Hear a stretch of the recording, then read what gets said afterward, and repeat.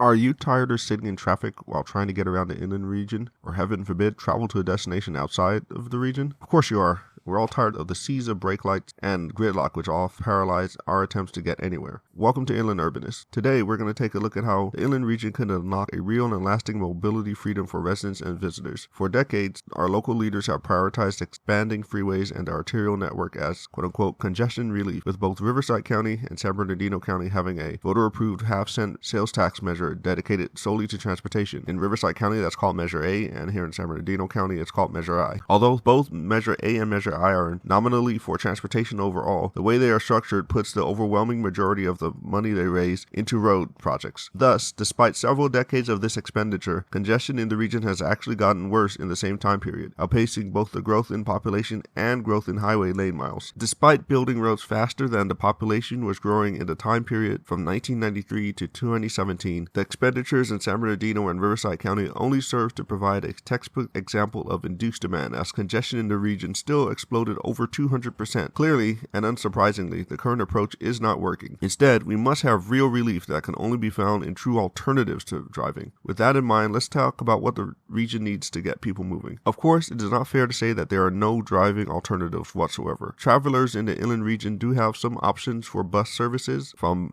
Omnitrans, RTA, Sunline, VVTA, and several smaller operators such as Beaumont Transit. However, there is plenty of work that needs to be done to make these options not just something that exists for those who cannot afford a car, but rather to transform them into a comprehensive network offering a compelling alternative to driving around the region and beyond. As an area known for sprawl, the inland region isn't the first place people think about when considering decent mass transit services, because the current offerings in that regard border on non-existent. Unfortunately, it is often assumed and asserted that those opportunities, quote-unquote, wouldn't work here, and indeed, the ridership of existing transit services certainly is not stellar. However, the reasoning behind that reality, that the land use in the region precludes good transit service or usage, should be challenged. Why would people who have an option to drive, which realistically is nearly everyone in the region, choose to use transit that is enabled to be competitive? With that in mind, let's look at what it would take to create a transit network in the region which is competitive and inviting. While the region has slipped down the sprawl index, it does remain true that it is physically large and that there is a lot of travel to adjacent regions. Thus, to be competitive, we need transit solutions which provide a compelling travel alternative. Metrolink service already somewhat connects the region together, but the current offerings leave a lot to be desired. Although Metrolink has the Southern California Optimized Rail Expansion, or SCORE program, that is set to deliver the state rail plan vision of 30-minute frequencies on existing lines by 2050, there's not much vision of what could be accomplished from a standpoint of truly integrating the region to itself and its neighbors with truly competitive rail options. For that, we need a vision much grander than the state rail plan or SCORE. The inland region needs to be connected by rail services providing a minimum of 2 trains per hour per line for most hours of the day and even more during peak periods. If you agree with that, hit the like button. Now, through a combination of expanding existing services and leveraging new routes, basically all the major population centers in the region could be connected either directly together or at most with a one transfer train ride. That certainly is quite a claim, but what would it take to accomplish? Well, we've had enough teasing. Now here's a map of what an inland regional rail network could look like. From Redlands to Temecula, from Yermo to Palm Springs, upland to San Jacinto and beyond, travelers around much of the inland region would have a very compelling rail option for getting where they need to go. Leave a comment below about what connections you're most interested in making. At a later date, we will be taking an in-depth look at each individual line, so make sure you subscribe to get those videos in your feed when they happen. But let's at least get a broad overview in place and look at some highlights. The network would be anchored by the north-south and east-west spines of Brightline West, California High-Speed Rail Phase 2, and LA to Phoenix High-Speed Rail. It is also supplemented by an upgraded and modernized San Bernardino line, a revamped Riverside line, a new rail service proposed in the I-215 corridor from Mentone to Temecula, extension of the 91 Paris Valley line to be the 91 Hemet Valley line by going all the way to San Jacinto, making a logical connection between Brightline West and California High-Speed Rail 2 to unlock time-competitive travel options for regional service in the I-15 corridor, and leveraging the proposed rail service to Coachella to form the backbone of a more frequent service on multiple routes, as well as a springboard to places beyond just the Coachella Valley, such as Calexico and of course Phoenix. Undoubtedly, this network will take a number of years to fully realize, as some of the concepts or projects required have never even been studied before by the transportation agencies. However, the full vision as presented will provide a transformative change to how people are able to travel around to and beyond the inland region. No longer will it be faster to bike than take any transit option from Redland to Romaland. Transit trips from Corona to Coachella will be reduced from 4 hours to maybe 2, and travelers from neighboring communities can easily reach the region or stop by on their journeys to farther off places. We have tried the highways thing for several decades now and it isn't working. While it is true that trains won't be free to build, they will be cheaper and more effective than continuing to expand the highways. So it's time to start acting seriously about making those